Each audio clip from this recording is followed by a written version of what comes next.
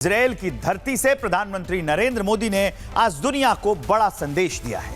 PM Modi एक बार फिर दो टूक शब्दों में यह कह चुके हैं कि आतंकवाद का कोई भविष्य नहीं है और ना ही दुनिया में आतंकवाद के लिए कोई जगह है। प्रधानमंत्री बेंजामिन नेतन्याहू के साथ हुई द्विपक्षीय वार्ता में भारत इजरायल दोस्ती को स्पेशल स्ट्रेटेजिक पार्टनरशिप का दर्जा मिला है। गांव-गांव तक इजरायली तकनीक, गांव के खिलाफ जो आतंकवाद के खिलाफ साझा संकल्प है वो दोनों नेताओं ने मिलकर एक साथ लिया है। लेकिन इस ऐतिहासिक दौरे पर भी विपक्ष की राजनीति जारी है। उस पर एक रिपोर्ट आपको दिखाते हैं।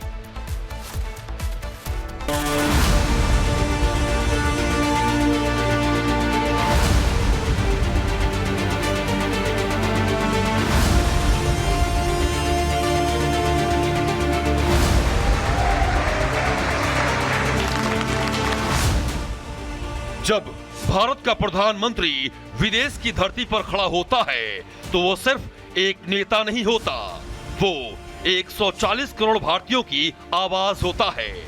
और आज इजरायल की धरती से वही आवाज दुनिया को साफ संदेश दे रही है।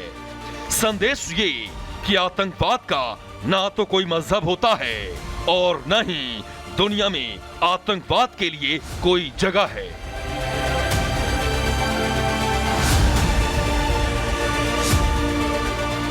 इजरायल के दौरे पर पहुंचे प्रधानमंत्री नरेंद्र मोदी और इजरायल के प्रधानमंत्री बेंजामिन नेतन्याहू के बीच प्रतिनिधि मंडल स्तर की द्विपक्षीय वार्ता हुई। इस बैठक में रक्षा, सुरक्षा, व्यापार, टेक्नोलॉजी और कृषि हर मोर्चे पर रिश्तों को और मजबूत करने पर सहमति बनी। इस मौके पर दोनों देशों ने कई अहम समझौतों पर दस्तखत किए जो सिर्फ कागजी नहीं बल्कि जमीन पर असर दिखाने वाले हैं।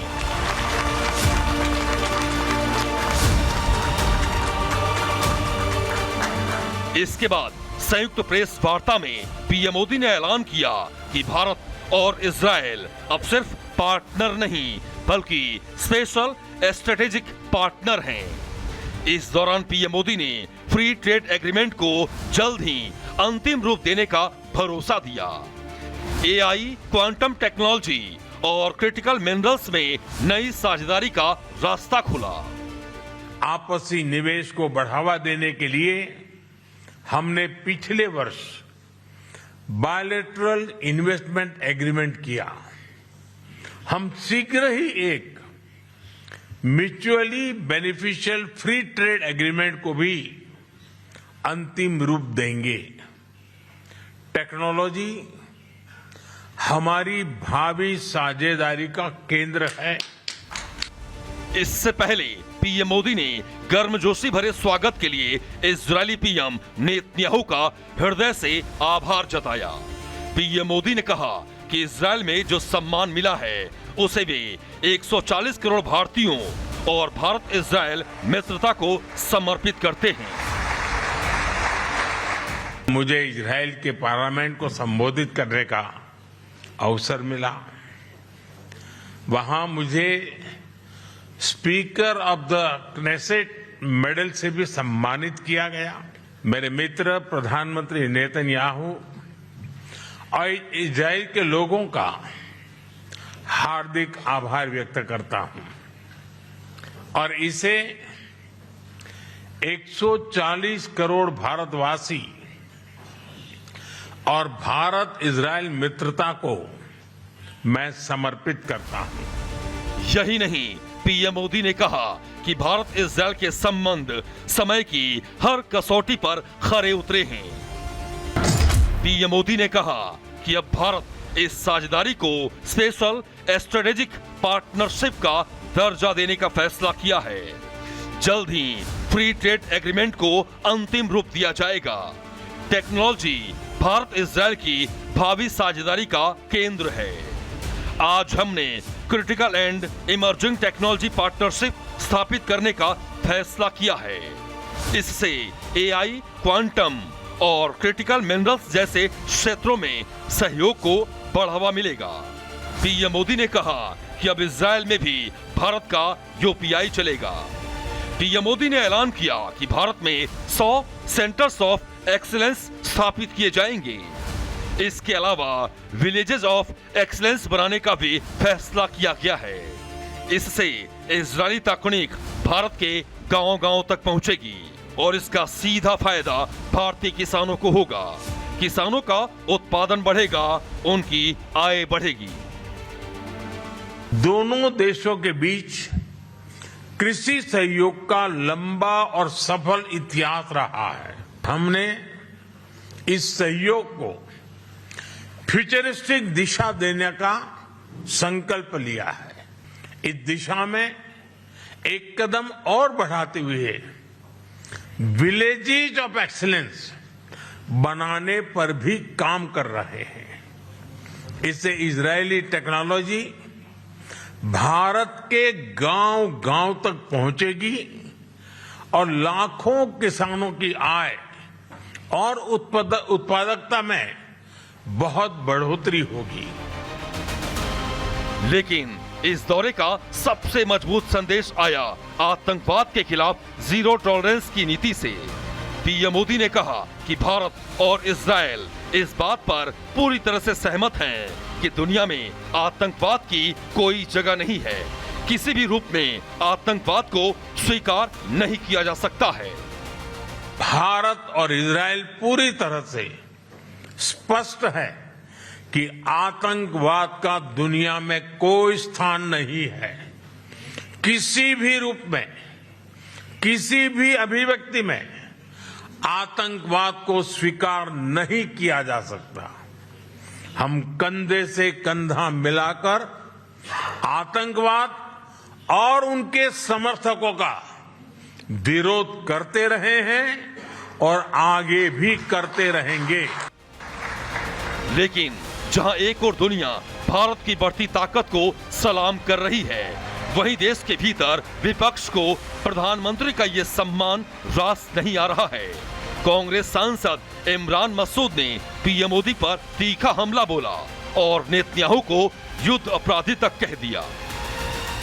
देखिए, बहुत ही दुख का विषय है कि प्रधानमंत्री जी जो इतना उत्साह के साथ बता रहे हैं, वहाँ जाकर वो 238 जो लोग मरे आतंकवादी, वो आतंकवादियों ने जो मारे, उस आतंकवाद हमले के ऊपर प्रधानमंत्री जी ने बोला, लेकिन उसके रिटेलिएशन में जो नेतन्याहू ने नरसंहार किया, सबसे बड़ा युद्ध अपराधी पूरे विश्व का नेतन्याहू, उसके सामने एक शब्द भी उनके लिए नहीं बोलेंगे।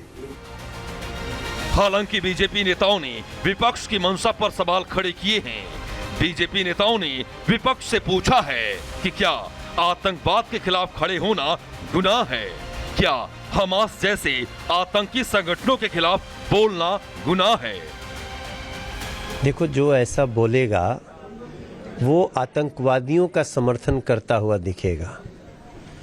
इजरायल हमास के आतंकवादियों के खिलाफ कार्रवाई किया। आतंक कहीं का भी हो, आतंकी आतंकी होते हैं। आपको पता है, गाजा पट्टी में निर्दोष लोगों को जो वहाँ काम कर रहे थे, अचानक से हमास के आतंकवादियों ने अटैक किया, कईयों को मारा, कईयों को उसको अपहरण करके ले गए। उसके लिए इजरायल ने अपना अभियान चलाया। मुझे आश्चर्य है कि भारत के कुछ ऐसे लीडर जो हमास के आतंकवादियों का समर्थन करते हैं। प्रधानमंत्री मोदी का इजरायल दौरा सिर्फ एक विदेश यात्रा नहीं है, ये भारत की वैश्विक भूमिका का ऐलान है। आतंकवाद के खिलाफ अडिग भारत, तकनीक और विकास के साथ आगे बढ़ता भारत और दुनिया में सम्मान के साथ खड़ा भारत। और यही बात शायद विपक्ष को सबसे ज्यादा चुभ रही है। Bureau report, Republic Bharat. Delhi के एआई समिट में हंगामा करने वालों की गिरफ्तारी ने कानून व्यवस्था को लेकर बड़ा सवाल खड़ा कर दिया है। गिरफ्तारी के बाद शिमला में जो हुआ उसने देश को हैरान कर दिया। बीच सड़क पर आमने सामने दो राज्यों के पुलिस, एक तरफ दिल्ली पुलिस की कार्रवाई तो दूसरी तरफ शिमला पुलिस का प्रोटोकॉल का हवाला। मामला कोर्ट तक पहुंचा और अब इस पर सियासत भी तेज हो गई है। सवाल साफ है कि कानून से ऊपर राजनीति या राजनीति से ऊपर कानून। पूरी खबर इस रिपोर्ट में।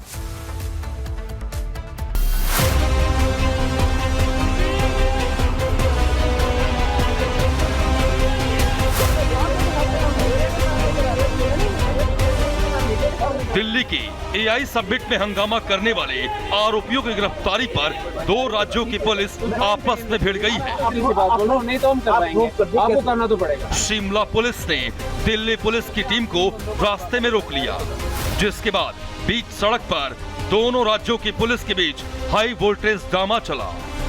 FIR दिखाता हूँ। एक मिनट सर, इन्वेस्टिगेशन आप मीडिया के सामने कराते हैं। एक मिनट, इन्वेस्टिगेशन आप मीडिया के सामने कराते हैं। आप ट्रायल मीडिया करता है। एक पुलिस वाला बोल रहा है सर, मैं ये नहीं कह रहा। शिमला पुलिस यूथ कांग्रेस के कार्यकर्ताओं की गिरफ्तारी को प्रोटोकॉल का उल्लंघन बता रही थी, तो वहीं दिल्ली पुलिस अपनी कार्रवाई को जायज बता रही थी। शिमला पुलिस और दिल्ली पुलिस का यह टकराव कोर्ट में जाकर खत्म हुआ। ACGM 2 की कोर्ट ने पकड़े गए आरोपियों की ट्रांजिट रिमांड दे दी, जिसके बाद कानूनी औपचारिकताएं पूरी कर दिल्ली पुलिस आरोपियों को लेकर रवाना हो गई। अंतर्राष्ट्रीय मंच पर कपड़े खोलकर नंगा नाच, शेमलेस और शर्टलेस प्रदर्शन करने वाले कांग्रेसी कार्यकर्ता, उनको पनाह मिली तो हिमाचल प्रदेश की राजधानी में मिली, हिमाचल की सरकार, हिमाचल की पुलिस के द्वारा मिली। ये दुर्भाग्य है कि आज हिमाचल का नाम देश को बदनाम करने वालों के साथ जुड़ रहा है और कांग्रेस की सरकार उनकी मदद कर रही है। दरअसल एआई समिट में हंगामे के आरोपी सौरभ, अरबाज और सिद्धार्थ शिमला के चेरगांव स्थित चांसुल रिजॉर्ट में छिपे थे। दिल्ली पुलिस ने इनकी लोकेशन ट्रेस कर उन्हें रिजॉर्ट से गिरफ्तार कर लिया, लेकिन शिमला पुलिस का दावा है कि उन्हें सूचना मिली कि इन तीनों को कुछ लोग अपहरण करके ले गए, जिसके बाद शिमला पुलिस ने उन्हें सोगी, ISBT शिमला और धर्मपुर में इंटरसेप्ट किया। जांच के दौरान पता चला कि 3 लोगों को रिजॉर्ट ले जाने वाली टीम दिल्ली और हरियाणा की पुलिस थी। इसके बाद उन्हें कानूनी प्रक्रिया का पालन करने को कहा गया। ये कानून और नियम के तहत होना चाहिए था कि जब उनको हिमाचल में आना था तो सबसे पहली जरूरत होती है कि आपको उस राज्य की पुलिस को इंटीमेट करना होता है। ये किसी प्रकार का कोई फॉलो नहीं किया गया। इस बात को लेके हिमाचल पुलिस ने या SP शिमला ने ये इस बात को लेके ये ऑब्जेक्शन किया। दिल्ली और हिमाचल पुलिस के बीच हुए इस विवाद को लेकर सियासत भी गर्मा गई। हिमाचल बीजेपी के नेताओं ने राज्यपाल से मुलाकात कर आपत्ति दर्ज कराई। इस दौरान बीजेपी ने कांग्रेस पर कानून व्यवस्था और संघीय ढांचे को ठेस पहुंचाने का आरोप लगाया है। हिमाचल प्रदेश में जब दिल्ली की पुलिस उनको गिरफ्तार करने के लिए रोहड़ू पहुंचती है, गिरफ्तार करके उनको ले जाती है, तो हिमाचल प्रदेश की पुलिस के ऊपर दबाव डाला जाता है और दबाव डाल करके उनको डिटेन कर दिया जाता है। एक तरह का जो हालात बिल्कुल वेस्ट बंगाल में वहां पर चल रहे हैं, उस प्रकार की स्थिति हिमाचल प्रदेश, जिस प्रदेश को देवभूमि के नाम से जाना जाता है, वहां पर हो रही है। गैर कानूनी तरीके से भारतीय जनता पार्टी शासित राज्यों की पुलिस जाती है, लोगों को उठाकर ले आती है। मेरे साथ भी असम पुलिस ने कोशिश की, सुप्रीम कोर्ट ने आकर मुझे बचाया। ये हर बार ये हमारे श्रीनिवास जी के साथ हुई, हमारे जिग्नेश मेवानी जी के साथ हुई। तो ये गैर कानूनी तरीके से जिस तरह से राज्यों की पुलिस का इस्तेमाल किया जा रहा है, ये संविधान के खिलाफ है। हिमाचल में दिल्ली पुलिस के साथ जो कुछ भी हुआ, उससे देश के सामने पुलिसिंग व्यवस्था पर गंभीर सवाल खड़े हो गए हैं। ऐसे में सवाल ये कि क्या अब देश में तेरी पुलिस बनाम मेरी पुलिस की स्थिति बन गई है? क्या कांग्रेस के इशारे पर शिमला पुलिस ने दिल्ली पुलिस का रास्ता रोक लिया? और क्या ऐसा करने से दोनों राज्यों के पुलिस की छवि खराब हुई है? Bureau report, Republic Bharat.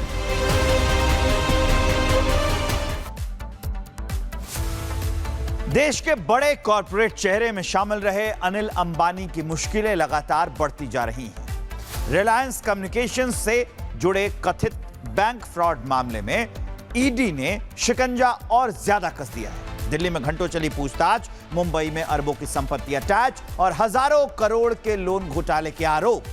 सवाल यह है कि क्या अब कानून का डंडा और सख्त होगा?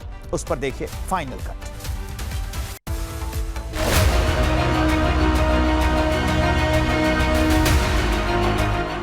रिलायंस कम्युनिकेशन से जुड़े बैंक फ्रॉड के मामले में अनिल अंबानी पर शिकंजा कसता जा रहा है। ईडी ने अनिल अंबानी को इस मामले में पूछताछ के लिए दिल्ली तलब किया।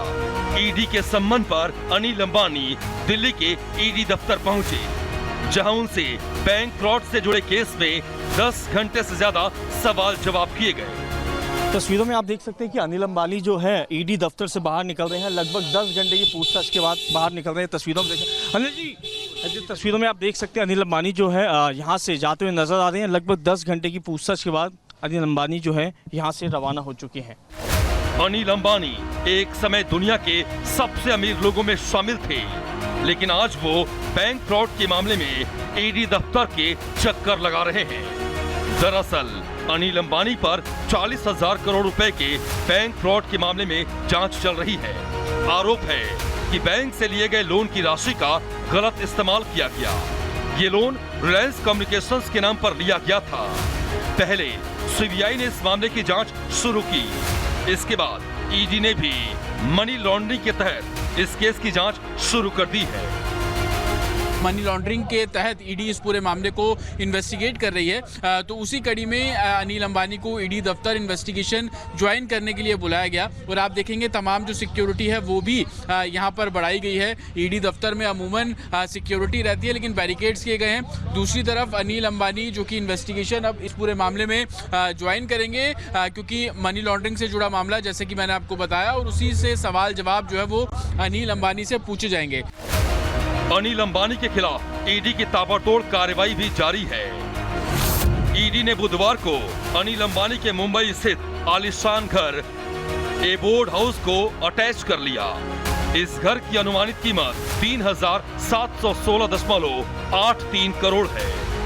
ये इमारत 66 मीटर ऊंची और 17 मंजिला है, जिसे देश की महंगी निजी संपत्तियों में गिना जाता है। ईडी अब तक अनिल अंबानी की 15,000 करोड़ से ज्यादा की संपत्तियां अटैच कर चुकी है। मुंबई के बांद्रा के पाली हिल में स्थित आलीशान घर अनिल अंबानी का अटैच हो चुका है। मैं तस्वीरें दिखा रहा हूं कि अनिल अंबानी का घर का ये 17 मंजिला है। जो आलीशान घर देख रहे हैं, राजमहल जैसा बनाया गया था, और फिलहाल ईडी ने अस्थायी रूप से इसको अटैच कर लिया है।